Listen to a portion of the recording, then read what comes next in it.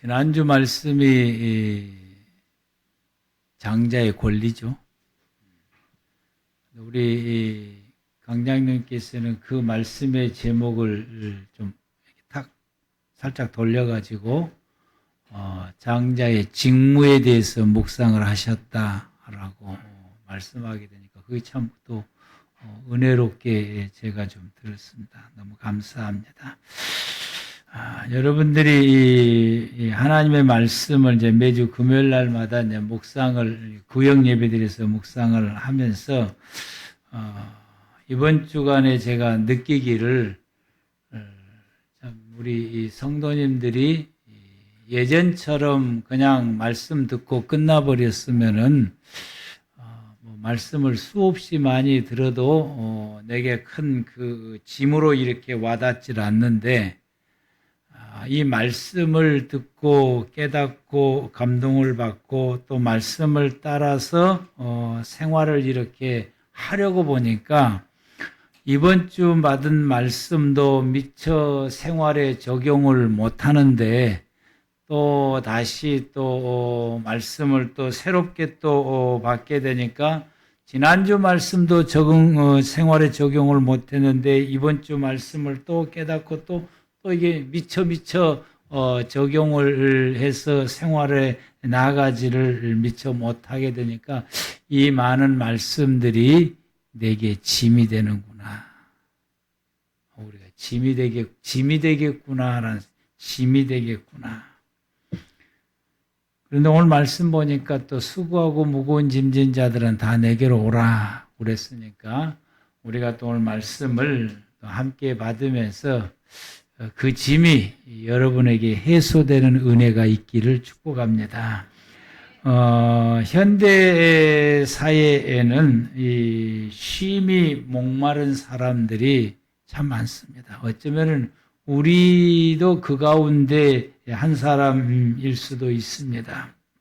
그런데 이 보니까 이 못 사는 나라 사람들보다도 잘 사는 나라, 선진국이라고 말하며 잘 사는 나라 사람들일수록 목마른 사람들이 더 많다라고 하는 거예요.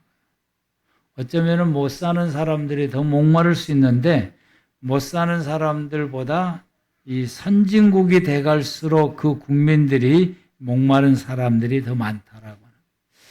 우리가 노동에 지친 사람들은 그냥 쉬면 되더라고요. 그건 가장 간단하더라고요. 쉬면 되더라고요.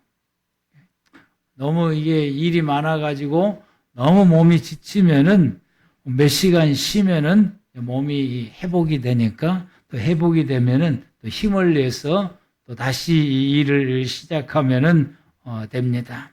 그런데 이 마음이 지치면은 이게 회복이 더디다라고 하는 걸 알 수 있어요. 그래서 마음의 쉼이 필요한 사람이 몸의 쉼이 필요한 사람들보다 선진국이 돼갈수록 훨씬 더 많다라고 하는 사실입니다. 그러다 보게 되니까 자살한 사람들도 많고 공황장애 걸리는 사람들이 못 사는 나라 사람보다 잘 사는 나라 사람들이 훨씬 더 많고 이래서 이렇게 마음의 병이 걸린 사람들이 훨씬 많습니다. 우리가 예전에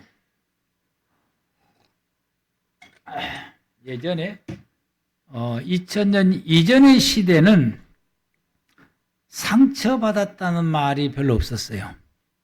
별로 없었어요. 누가 막 속상해도 상처받았다는 말을 별로 안 썼어요. 근데 2000년이 이후부터서 또 점점점 앞으로 갈수록 점점 더 갈수록 예전보다도 해를 거듭할수록 사람들의 마음 속에 상처받았다고는 그 마음이 더 강해지게 되고 또 그런 말들이 더 많아지게 되는데 이것은 뭘 말하냐면은 우리에게 마음의 쉼이 필요한 사람들이 점점 많아진다라고 하는 증거입니다. 그래서 이 현대 사회의 사람들은 노동의 쉼보다 마음의 쉼이 더 목마른 사람들이 더 많고요. 스트레스 받은 사람들도 더 많고, 우울하거나 공황장애 환자들도 더 많고, 정신적으로 고통을 받는 사람들도 훨씬 많고, 근데 이 모든 사람들은 어디에 힘이 필요한 사람들이냐? 마음에 힘이 필요한 사람들이다 라고 하는 거죠. 생활의 고통도 있고, 그 수고와 그리고 그 어려움으로 인하여서 지친 힘든 사람들도 있고, 이런 모든 사람들에게는 이제 이 몸도 쉬어야 되고 마음도 쉬어야 되고, 심지어 더 나아가서는 이제 이 사람들이 이 좀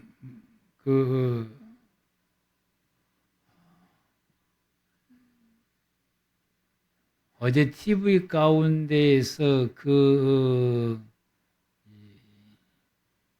이혼의 이기가 있는 사람들 나와서 이야기하는 것을 이렇게 보는데, 어떤 한 부부 가운데 이 남자분이 부인이 거짓말한다고 하면서 엄청 화를 내더라고요. 이분은 화낸 것이 아주 몸에 배 있더라고요. 습관적으로 몸에 배 있는 사람. 그래서 화를 내는 그 목소리가 크다 보니까 같이 이게 이제 세 팀이 들어와서 하는데, 그 옆방에 있는 사람들 팀들이 그 소리가 들리면 깜짝깜짝 놀라기도 하고 막 이렇게 하게 되는데, 그런데 이제 그 사람을 가만히 보면서 뭘 느꼈느냐면, 아, 이분도 힘이 필요하구나. 그래서 그 프로그램에 나오는 모든 사람들이, 그 프로그램에 참여했던 사람들이 이 힘이 필요한 사람들이구나. 영적인 우리가 갈등을 겪어도 힘이 필요하고, 사람이 마음의 힘을 얻지를 못하게 되면은 사람이 무너집니다. 무너지더라고요. 이 마음의 힘을 얻지를 못하게 되면. 그래서 사람이 무너지면은 어떻게 되냐? 그 사람의 인생의 삶이 무너지게 되는 것이에요. 그래서 자기 자신의 삶도 불행해질 뿐만 아니라 이 무너지는 인생을 살아가는 사람이 다른 사람에게 짐이 되기도 하고, 다른 사람을 해치는 경우도 있어요. 다른 사람 해치는 경우. 그래서 반드시 사람은 마음의 힘을 얻어야 된다. 그래서 이 사람들은 마음의 힘을 얻어서 야만이 그 사람이 안정된 생활을 살아갈 수 있는데, 근데 이 마음의 힘을 어디서 얻을 수 있느냐라고 하는 거죠. 그걸 어떻게 얻을 수 있을까? 그런데 사람들은 상당히 또 지혜로워요. 또 본인 나름대로의 자기의 마음의 힘을 얻을 수 있는 돌파구를 잘 찾아가도, 나름대로 잘 찾아가고 또 열심히 노력을 하는데, 휴식을 취하기도 하시고 여행도 하시고, 너무 힘들면 여행도 하시고, 또 생활 속에서 취미활동도 합니다. 취미활동도 해서 자기 마음의 힘을 얻으려고 하고, 운동도 하시고, 또 심한 사람들은 전문가를 찾아가서 상담하기도 하시고, 질병적으로 나타나게 되면은 병원에 가서 치료받기도 하시고, 여러 가지 방법을 다 동원해서 힘을 얻으려고 애를 많이 씁니다. 쉽게 잘 되는 사람이 있는가 하면은 쉽지 않는 경우도 많이 있어요. 다시 또 반복되어지게 되고, 사람이 진정한 힘을 얻을 수 있는 그것이 무엇일까? 그게 오늘 본문에서 우리에게 말씀해 주십니다. 그래서 우리가 본문의 말씀을 다시 한번 보면은요, 우리 주님께서 말씀하시기를, 수고하고 무거운 짐을 진 사람들아 다 내게로 오라, 내가 너희를 쉬게 하리라. 주님께서 힘을 주시겠다고 수고하고 무거운 짐을 진 사람들에게 내가 너희를 쉬게 하겠다. 그러면서 29절에 말씀하시기를, 나는 마음이 온유하고 겸손하니 나의 멍에를 메고 내게 배우라, 나를 배우라. 그러면은 너의 마음이 쉼을 얻게 된다 라고 말씀하십니다. 그리고 30절에서 이는 내 멍에는 쉽고 내 짐은 가볍다 라고 말씀하십니다. 수고하고 무거운 짐을 진 사람들은 예수님께서 쉼을 주신다 라고 말씀했어요. 수고하고 무거운 짐 사람들은 어떤 사람들일까요? 우리는 이 말씀을 접하면 그동안에 우리는 세상에서 삶의 고통에 짐을 진 사람들인 것이요. 마음의 고통을 지고 육체적으로 고통을 지고 생활고에 허덕인 사람들, 이런 사람들을 우리는 이제 수고하고 무거운 짐을 진 사람들이다라고 지금까지 우리가 그렇게 생각해 왔어요. 앞전 서론에서 말씀한 것처럼 마음의 병이 있는 사람들이 수고하고 무거운 짐을 진 사람들이다라고 우리는 그동안에 생각해 왔던 것입니다. 그런데 예수님께서 말씀하시는 오늘 이 본문에서 수고하고 무거운 짐을 진 사람들은 다른 차원에서 예수님께서 말씀을 하고 있습니다.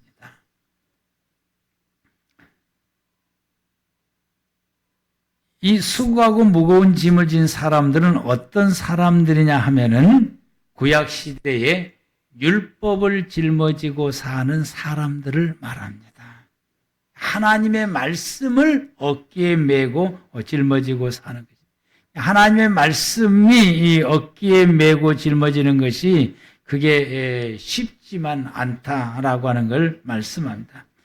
이 본문의 말씀은 마태복음은 유대 사람을 향하여서 말씀하고 있기 때문에 유대 사람들이 생활해 온 그 수고하고 무거운 짐은 율법을 그들이 중시하고 율법을 부여잡고 율법대로 생활을 살아가기 때문입니다. 그들은 자신의 삶의 고통과 무게와 무거운 짐을 그들의 삶의 고통이나 마음의 힘든 것을 짐이라고 생각하지 않아요. 그걸 짐이라고 생각하지 않습니다. 삶의 고통스럽고 힘든 부분들을 내 인생이 너무 무겁다라고 짐으로 생각하지 않아요. 마음의 질병, 마음의 무거운 고통도 짐이라고 생각하죠. 그들이 짐이라고 생각하는 것은 하나님의 말씀을 짊어지는 걸 짐이라고. 짐이라고 생각하는 것은 우리는 고통스럽다, 무겁다, 힘들다 이렇게 우리는 이해를 하는데 이분들은 짐이라고 생각하는 건 뭐냐? 내가 평생 짊어지고 살아야 될 나의 삶의 모습이다라고. 내 평생 내가 짊어지고 부여잡고 살아야 될 게 뭐냐? 하나님의 말씀이다. 하나님의 말씀. 하나님의 말씀은 내 평생 내가 어깨에 메고 어깨에 짊어지고 이 말씀을 내가 감당하고 살아야 되는 것이 나의 삶이다 라고 하는 것이 수고하고 무거운 짐진 자들이다 라고 말합니다. 이 삶이 스스로 하나님의 말씀을 짊어지고 스스로 감당할 때가 언제냐? 나이가 13세다라고 하는 거예요. 13세. 그래서 하나님의 말씀을 이제는 누구의 도움받지 않냐고 내 스스로 인식하고 내 스스로 깨닫고 내 스스로 묵상하고 내 스스로 율법의 말씀을 보고 익히면서 그리고 이 말씀을 따라서 이제 나의 인생을 시작할 때가 언제냐? 13세다라고 하는 거예요. 그래서 이 13이라고 하는 이 13이라고 하는 이것은 하나라고 하는 단어가 에하드인데 이 에하드라고 하는 이 단어, 히브리 단어를 나열해 놓고 이것을 숫자로 매기게 되면은 13이라고 하는 숫자가 나와요. 에하드가 하나라고 하는 이 뜻인데 이걸 단어를 나열했고 한자 한자의 숫자, 이브리 사람들은 숫자를 이 히브리 자음으로 표시하거든요.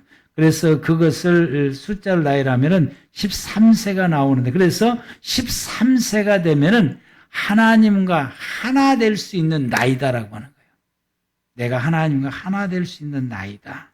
그래서 하나님과 하나 되는 게 뭐냐? 말씀으로 사는 거예요. 우리가 하나님과 하나 된다라고 하는 건 어떤 의미냐? 나는 이제부터 하나님의 말씀을 내 어깨에 짊어지고 이 말씀대로 산다라고 하는 것이 하나님과 하나 되는 것이고 이게 에하드라고 하는 단어의 뜻이요. 그게 언제부터냐? 13세 뭐라고? 15살. 2년 전부터서 하나님 말씀을 짊어지고 살아야 할 나이인데 아직도 말씀을 못 짊고 살아. 이 지오 나이 이상 된 우리 모두는 하나님 말씀을 짊어지고 살아야 할 것이 우리들이 지금 나이. 그래서 13세 때에 성인식을 하는 겁니다.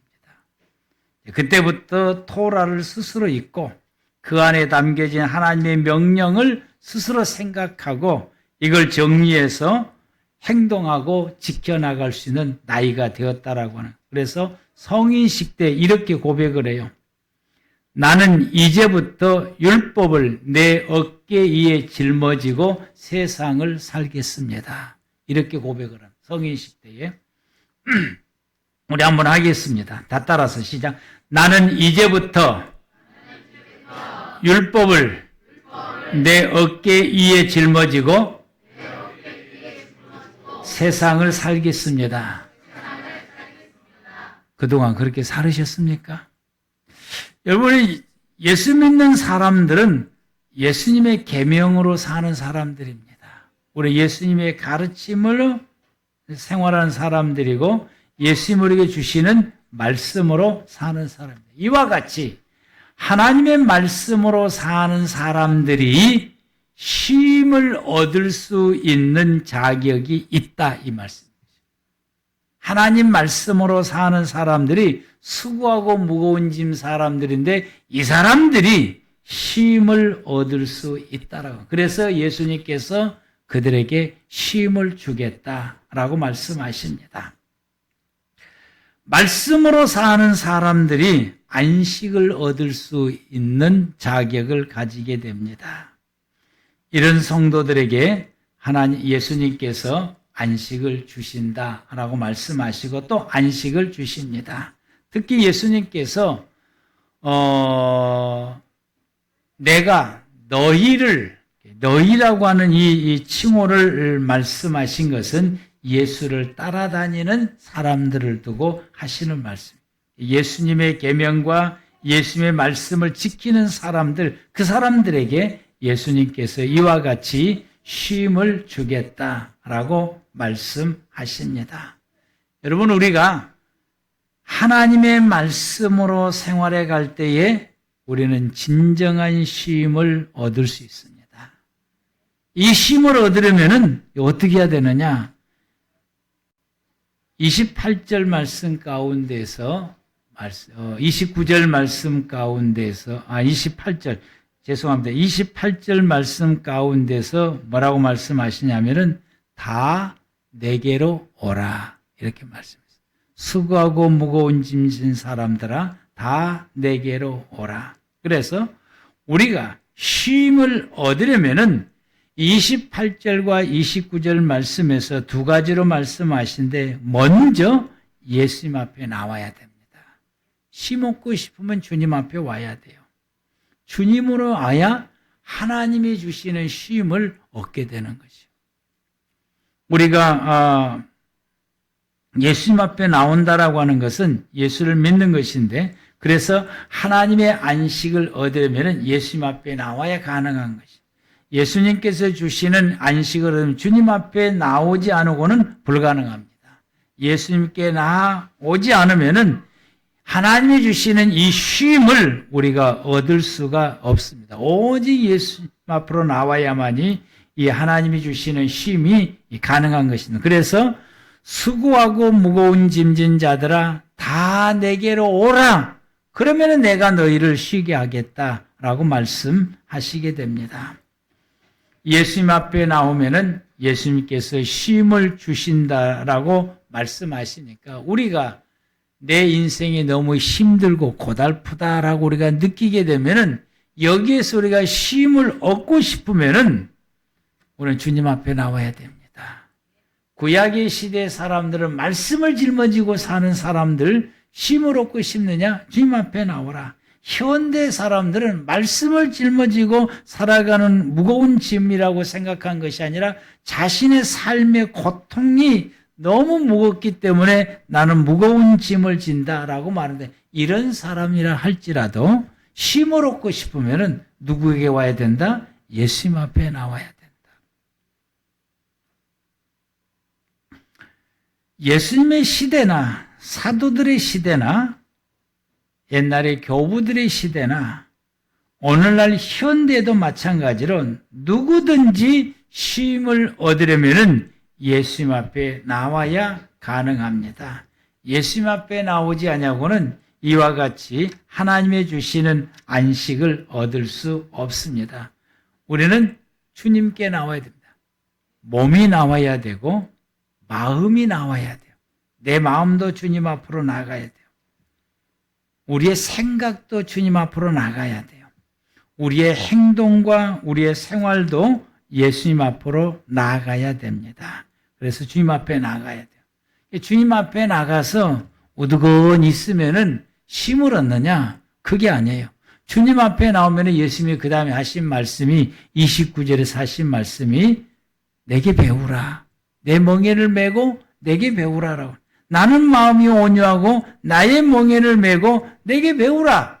그리하면 너의 마음이 쉼을 얻게 된다. 예수를 배워야 쉼을 얻을 수 있다라고 우리 주님께서 말씀하신다. 내 멍에를 메고 나를 배우라. 그러면은 너희가 쉼을 얻는다라고 말씀합니다. 예수님의 멍에를 메라고 말씀하시는데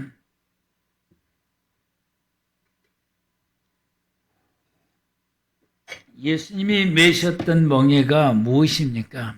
십자가예요. 예수님이 십자가를 짊어지시고 죽으신 거예요. 그게 예수님이 맸던 멍에입니다. 우리도 그 멍에를 예수님께서 메라고 말씀하셨습니다. 마태복음 16장 24절 말씀 가운데 누구든지 나를 따라오려거든 예수님을 따라가려면은 자기를 부인하고 자기 십자가를 지고 나를 따라야 된다라고 말씀해요. 자기 십자가를 예수님께서 당신의 십자가를 짊어지고 하나님을 따라갔던 것처럼 하나님의 뜻을 따라갔던 것처럼 누구든지 자기를 부인하고 자기 십자가를 지고 따르라. 나를 부인한다라고 하는 것은 나를 버리고 나를 죽이는 것입니다. 그래서 우리가 주님의 말씀을 짊어진 것입니다. 예수님께서 예수님의 십자가를 짊어지신 것은 하나님이 그에게 주신 이 말씀을 짊어지신 것이고 그 말씀은 하나님이 그에게 주어지신 사명입니다. 예수님이 십자가를 짊어지고 죽으신 것은 사명을 짊어지시고 살아가신 것입니다. 그래서 우리가 예수님께서 마태복음 14장 24절 말씀에 자기를 부인하고 자기 십자가를 지고 나를 따르라고 하는 것은 내 중심으로 살아갔던 그 삶을 버리고 하나님이 내게 주신 사명을 짊어지고 살아라라고 하는 말씀인 것입니다. 빌립보서 2장 5절에서 8절 말씀에 너희 안에 이 마음을 품어라.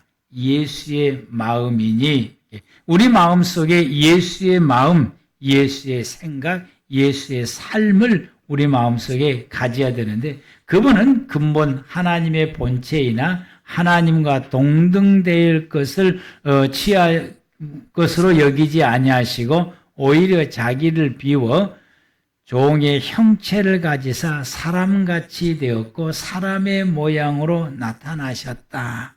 이게 여러분 자기를 비워내는 것입니다. 그래서 예수님께서 말씀하시기를 누구든지 나를 따라오려거든 자기를 부인하고 자기를 내려놓고 예수님께서 하나님의 본체를 내려놓고 사람의 몸을 입고 낮고 천한 모습으로 오신 것처럼 자기를 비워내는 것처럼 이렇게 낮은 것으로 내려오시고 그리고 예수님께서 죽기까지 복종하셨으니 이는 십자가의 죽으심이라. 자기의 십자가를 짊어진 것처럼 우리 또한 역시 우리 주님 말씀하시기를 자기의 십자가를 짊어지고 나를 따르라 라고 말씀하십니다. 이것이 예수님의 온유하시고 겸손하신 모습입니다.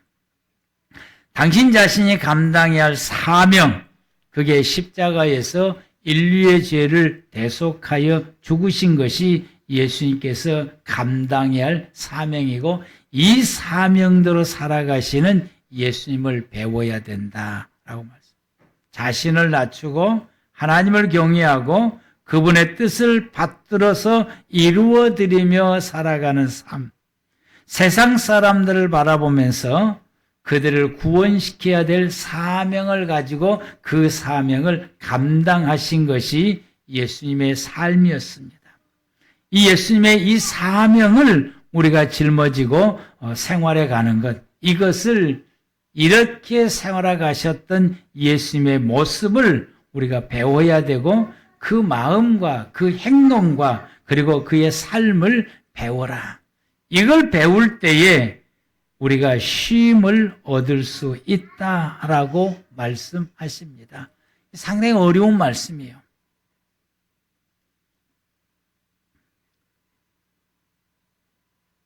하나님께서는 우리에게 주신 삶, 우리에게 주시는 우리의 인생이 어떤 인생을 주셨느냐 하면은, 하나님이 우리에게 주신 인생은 사명으로 살아가는 인생을 주었어요. 그런데 사단이 우리에게 나타나서 우리가 살아가는 우리의 인생을, 사명으로 살아가는 우리의 인생을 기복으로 살아가는 인생으로 바꿔버린 거예요. 복으로 살아갈 수 있는 것, 잘 살고 행복하게 살아가기를 원하는 삶으로 바꿔버린 것이에요. 그러다 보게 되니까 신앙생활하는 성도들도 신앙생활하는 목적이 이와 같이, 내가 어떻게 하면 예수를 믿고 잘 살까? 어떻게 하면 예수를 믿고 행복하게 살까? 어떻게 하면 예수를 믿고 내가 편안하게 살까? 걱정 없이 살까? 이런 목적을 가지고 우리가 예수를 믿는 신앙의 생활을 살아가게 됩니다.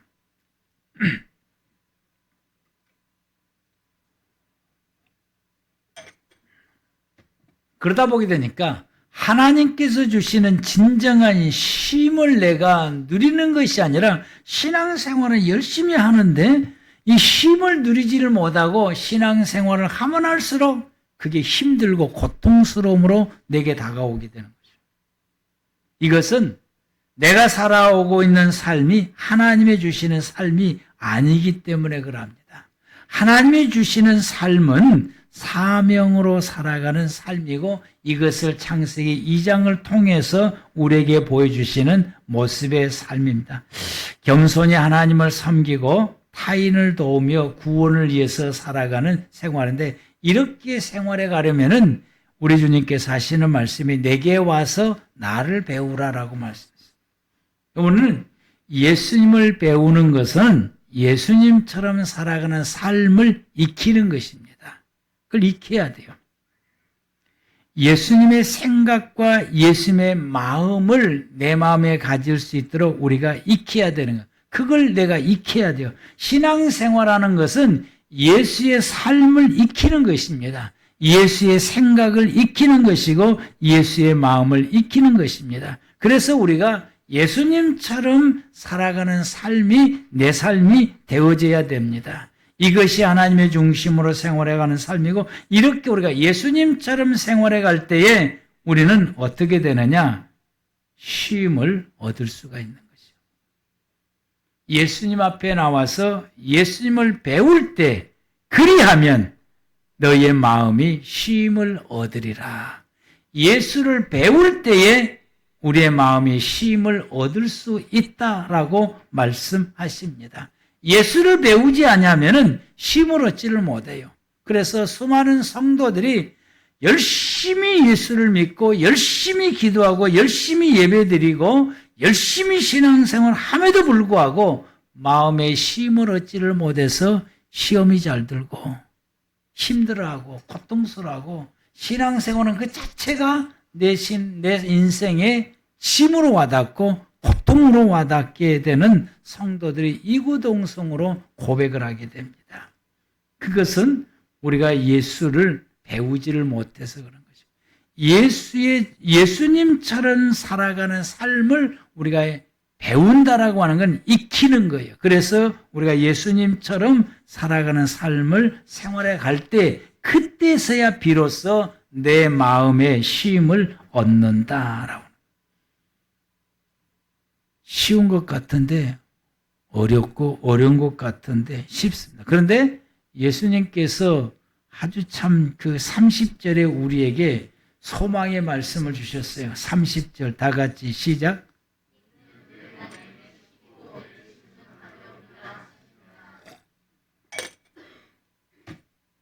내가 저 말씀을 미처 깨닫지를 못했는데 우리 집 사람하고 이야기하는데 왜 쉬운 줄 알아?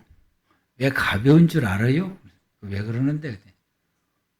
벗겨지니까. 딱 그 한마디에도 벗겨지니까. 그래서 그 벗겨진다는 말을 듣고 이 말씀을 묵상하니까 그게 정답이더라고요.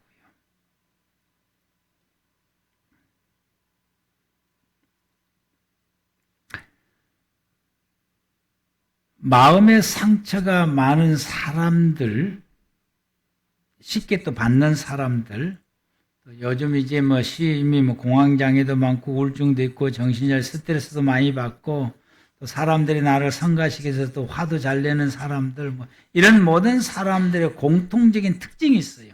어떤 공통적인 특징이 있냐면은 자기중심으로 살아. 이 공통적인 특징이 자기중심으로. 이런 사람들이 예수님 앞에 나와서 예수님을 만나서 하나님의 중심으로 살아가는 예수님처럼 삶의 변화가 오면, 이게 예수님처럼 하나님의 중심으로 살아가는 삶을 생활해 가게 되면은 그분이 살아가는 삶이 쉬워집니다. 그분이 살아가는 삶이 가벼워집니다.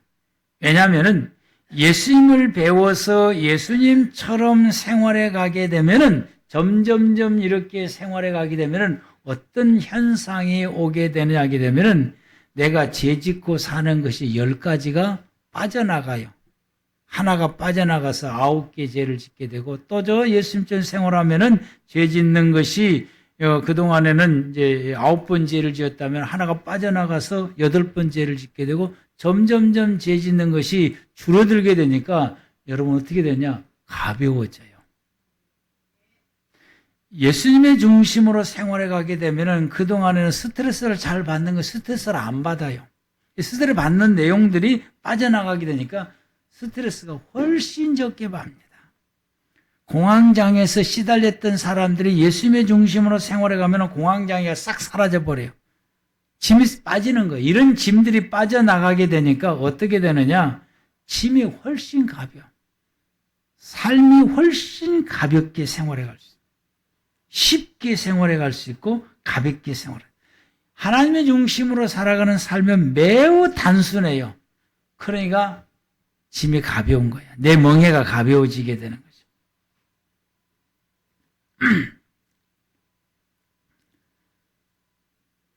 예수님의 마음이 내 마음속에 있게 되니까 누가 나와서 나를 성을 가시고 괴롭혀도 예전 같으면 화가 나는데 화가 안 나요. 하고 웃고 말아요. 왜 저러나, 저래서 저러는구나, 이해도 돼요. 여러분 어떻게 됩니까? 이렇게 되어지게 되면 훨씬 짐이 가벼운 겁니다. 여러분, 내가 살아가는 삶이 훨씬 더 가볍고 훨씬 쉬워지게 되고 훨씬 이런 상황 가운데 내가 뭘 지금 누리고 있느냐? 쉼을 누리고 있는 거예요. 이 상황 속에서. 여러분 이해가 됩니까? 그리고 계속해서 이 예수님이 삶을 내 마음속에 배어서 그렇게 생활해 가게 되면은 우리는 어떻게 생활해 가냐면은 말씀으로 살아가는 것이 몸에 배요. 말씀으로 생활해 가는 것이 몸에 배요. 그래서 말씀으로 사는 것이 훨씬 쉽고 훨씬 감동적이고 훨씬 행복하고 훨씬 기뻐요. 여러분들이 이 구역 모임에서 은혜 나누게 하면서 말씀을 나누고 그리고 그 말씀을 부여잡고 생활해 가는 것이 예전보다 여러분 훨씬 감동되고 은혜가 되고 기쁘고 행복하지요. 그래서 말씀대로 사는 것이 어떻게 되느냐? 예전에는 말씀대로 사는 것이 엄청나게 무거운 짐으로 내게 와닿았는데 요즘은 너무 가벼워. 너무 좋아. 너무 행복해. 너무 좋아. 너무 기뻐. 이게 여러분, 내 멍에는 쉽고 내 짐은 가볍다는 뜻입니다. 이것이 내 멍에는 쉽고 내 짐은 가볍다. 이게 우리가 쉼으로 살아가는 삶의 모습이고 안식을 누리면서 생활해가는 삶의 모습입니다. 그래서 내 삶에 반전이 있어요. 이렇게 우리가 예수님으로 생활하게 되면은 예수님의 모습으로 우리가 생활하게 되면은 내 안에 어떤 은혜가 있느냐? 하나님의 은혜가 있어요. 하나님이 돌보시고 하나님이 나의 삶을 붙들어 주시고 하나님의 나의 삶의 힘이 되죠. 그래서 이 하나님의 은혜가 임하기 때문에 그동안에는 죽어라고 안 되는 것이 되어지게 돼요. 아무리 힘쓰고 노력하고 발버둥 쳐도 회복이 안 되는 것이 실질적으로 내 생활에서 회복이 되어지게 되는 거예요. 문제도 회복이 되고 풀어지게 되고 경제도 풀어지게 되고 안 되는 것이 되어지게 되고 살림은 점점점 나아지게 되고 몸이 그렇게 괴롭고 힘든 것이 점점 건강이 회복해지게 되고 그렇게 말 안 듣던 아이들이 말을 듣게 되고 할렐루야 말도 잘 듣게 되고 일도 많이 하게 되고 나를 위해서 우리 현주인처럼 이제는 이제 어머니를 위해서 기도하는 생각. 그동안에 어머니가 너를 위해서 기도하는 인생이 이제는 이제 너가 이제 시작이야. 이제 부모님으로서 내가 기도하면서 살아가는 삶의 이제 시작인 것이요. 우리 중고등학생들, 우리 청년부들 전체가 다 이렇게 이제는 우리는 이제는 지금까지는 내 어머니 아버지가 기도해 준 그 기도로 내가 살았는데 이제는 엄마 아버지 힘도 점점점 빠지게 되고 힘 빠질 나이가 됐지 우리 어머니 아버지 힘 빠질 뿐만 아니라 이제 몸이 늙어가니까 아픈 데가 점점 더 생겨가게 되니까 이제는 내가 기도해 줘야 내 기도로 하나님이 붙들어 주셔서 건강을 회복하시고 하나님이 붙들어 주셔서 남은 인생 쉽고 편안하고 기쁘고 행복하게 살아갈 수 있도록 하나님이 붙들어 주셔야 돼. 그러면 내가 이제 기도해 줘야 돼. 이게 이제 바꿔지게 되죠. 그래서 이렇게 생활해 가게 되니까 내가 치유가 되고 회복이 되고 고통이 사라지게 되고 나를 억눌렀던 고통스러웠던 것들이 다 이게 덜어지게 되는 거예요. 이게 덜어지게 되니까 삶의 무게가 가벼워지게 되고 살아가는 것이 더 편안해지게 쉬워지게 되고 그래서 우리 주님께서 말씀하시기를 예수를 배워서 예수와 더불어서 생활하게 되면은 내 멍에는 쉽고 내 짐이 가볍다고 한 것이 바로 이거예요. 예수로 살게 되면은 세상적인 문제도 해결되니까 짐이 가벼워진다라고 하는 사실. 할렐루야 아멘. 그래서 말씀으로 사는 것이 예전에는 무거운데 지금은 너무 가볍고 행복하고 너무 좋아요. 예배가 기다려지게 되고 기도가 점점 깊어지게 되고 기도하는 시간이 길어지게 되고 말씀을 묵상하는 횟수가 늘어나게 되고 말씀으로 더불어서 살아가는 것이 너무 좋아. 너무 짜릿하고 너무 행복하고 예전에 느껴보지 못했던 것들을 예수로 더불어 생활해가면서 느껴보게 되는 것입니다. 그래서 이제는 믿음으로 살고 말씀으로 사는 것이 전혀 무겁지 않은 거예요. 무게를 못 느끼는 겁니다. 힘들지 않아요. 오히려 행복해요. 예수님의 가르침으로 사는 것이 너무 기뻐요. 누구를 위해서 기도해 주는 것이 너무 행복해요. 신앙으로 사는 것이 믿음으로 사는 것이 너무 좋습니다. 이제는 예전에는 이 믿음으로 사는 것이 자칫 잘못하면 시험 들었는데 요즘은 시험 들질 않아요. 시험 들 일이 없어요. 이런 모습으로 사는 것이 쉽고 가볍다고 하는 주님의 가르침입니다. 주님의 말씀입니다. 이런 쉼을 누리면서 살아가는 우리 꿈의 교회 모든 성도 여러분들 되시기를 축복합니다. 기도하겠습니다.